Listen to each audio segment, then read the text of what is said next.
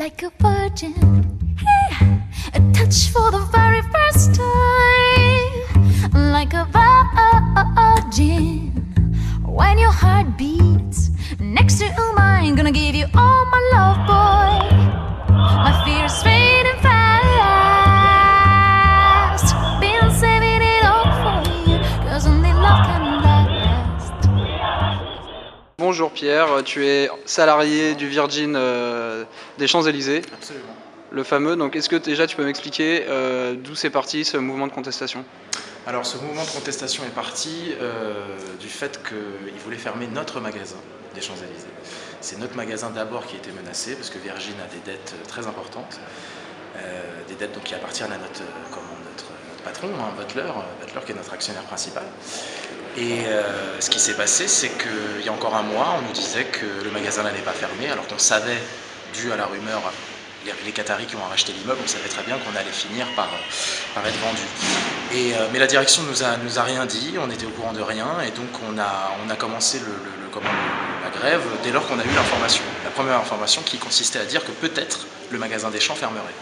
Première information, non seulement le Virgin des Champs va fermer, mais en plus c'est toute l'enseigne qui ferme. Donc là on le sait que depuis 3 jours, hein, en fait, hein, le dépôt de bilan c'est depuis quelques jours seulement, et donc ça concerne tous les magasins de France. Voilà. Donc la grève elle a commencé par là, elle a commencé par notre magasin effectivement. Comme on est le vaisseau mère, on représente 60% du stock, si nous on ferme, on se doutait bien que les autres allaient tomber comme des mouches après, étant donné les dettes de Virgin qui sont énormes et donc qui cherchent à vendre tout par tous les moyens, tous les magasins qui peuvent. D'accord, donc là aujourd'hui vous avez manifesté, est-ce que tu penses que le mouvement va se poursuivre et qu'est-ce que vous attendez surtout, d'une part de la mairie de Paris et d'autre part de Virgin, du siège de Virgin? Alors les revendications étaient simples, la première c'est l'éventuelle reprise des magasins par un preneur motivé. On n'y croit pas beaucoup, on sait que c'est quelque chose de trop beau pour être vrai, à mon avis. On peut avoir du souci pour nos emplois, on va bel et bien être au chômage, ça c'est sûr et certain. Non, par contre, ce qu'on veut, c'est partir dignement. Voilà. On sait qu'il y a un Virgin à Toulouse qui a fermé il y a 6 mois dans des conditions tout à fait honorables. Les gens ont été dédommagés relativement raisonnablement. Nous, on nous promet le minimum légal. Et le minimum légal est 10 fois moins supérieur à ce que les salariés du Virgin de Toulouse ont obtenu. À savoir, en ce qui me concerne, moi je suis là depuis 3 ans et demi, je suis disquaire, je gagne 1 000 € net par mois. Et on me propose, là c'est ce qu'on nous dit en ce moment, on n'a pas encore la décision finale, mais si c'est bien un redressement judiciaire, on touchera le minimum légal, à savoir en ce qui me concerne 700 €, c'est-à-dire même pas un salaire. Je pense que ça c'est pas acceptable de la part d'une entreprise qui n'est pas aux abois, à savoir Butler Capital, qui a des millions et des millions, si ce n'est des milliards, et qui peut bien à mon avis lâcher un petit peu d'argent pour les employés d'une entreprise qui a quand même travaillé pendant des années de manière motivée et inspirée, j'ai envie de dire, passionnée même dans ce magasin. Voilà, je pense que c'est du mépris tout simplement pour les employés. C'est pas nouveau, on voit ça tous les jours, hein, dans ce genre d'affaires, ça arrive souvent.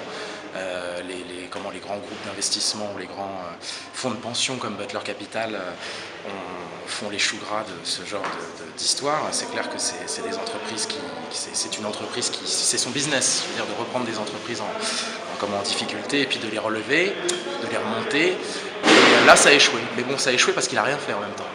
Donc il ne faut pas s'étonner que les magasins Virgin ferment aujourd'hui et que ça ne marche plus, étant donné que personne n'est là pour soutenir financièrement et idéologiquement les projets Virgin de demain, qui effectivement n'ont pas su s'adapter au numérique. D'accord. On a voulu s'adapter, on a créé Virgin Mega, malheureusement ça n'a pas pris le pas sur la concurrence d'iTunes et d'Amazon, c'est vrai. Mais bon, malgré ça, on reste quand même une enseigne, j'ai envie de dire, légendaire, historique. On est connu dans le monde entier. On est vraiment un magasin, on était pendant longtemps le plus grand disquaire d'Europe et on est un symbole fort pour la culture, non pas avec un grand C, mais la culture de tout le monde, quoi, la culture de tout le monde. Je pense que tout le monde est concerné par la fermeture du Virgin parce que c'est un symbole fort pour l'époque à laquelle on vit. C'est-à-dire que les disquaires généralistes n'existeront plus bientôt, n'existent déjà presque plus. Et donc, s'il n'y a plus de disquaires généralistes, ça veut dire qu'il n'y a plus de culture pour le grand public. Hein. Parce que les disquaires spécialisés ou les lieux spécialisés, les librairies spécialisées, c'est pas ça qui fait venir le grand public, les gens de banlieue, les gens de province, tout ça. Donc voilà, je pense que c'est très grave ce qui se passe, c'est très grave effectivement. Et je pense que c'est important que les gens en aient conscience et qu'ils sachent que voilà, il y a il y a des raisons à ça. Ça se fait pas tout seul. C'est pas l'Internet. Ça, c'est très important de le dire. C'est pas Internet qui est, à mon avis, la cause de la fermeture du Virgin Megastore. Je pense que c'est la crise financière globale qui fait que, justement, les gens ont d'autres priorités, ont du mal, aimeraient, hein, bien sûr, acheter des produits culturels, mais peinent à le faire parce que c'est très difficile. D'accord. Bah, merci Pierre, Je vous en prie. et bon courage pour la suite. Merci beaucoup.